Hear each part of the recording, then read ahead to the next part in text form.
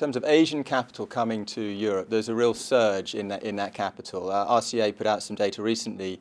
For the last year, there's been twice as much capital coming from the east to the west as there is from the west to the east. So it's staggering in terms of the increase, and it's very diverse. It's coming from not just China, it's coming from Malaysia, Singapore, Korea, Japan, and Australia. So there's a wave of capital from very different sources, and it's driven by a range of factors. So it's the pricing in those markets, some very aggressively priced markets, 2.5–3% cap rates in Taiwan and Hong Kong. There's changes in regulations that enable investors to invest overseas. And there's an appetite for real estate because up until now there's been very little exposure to real estate. It's all been fixed income. And now they're allocating more to real estate and often on a global basis.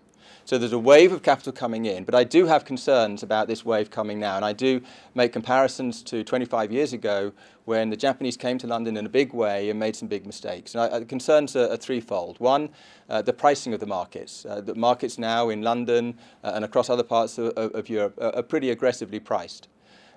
Secondly, there's an issue about finding the right partner and finding the partner over the long term. It's not just doing a deal, buying a building. Those assets need to be managed over the long term. And thirdly, it's about the alignment of what the investor wants. So is the investor getting what the investor wants? Is there a style drift? Are they taking on more risk than they anticipated?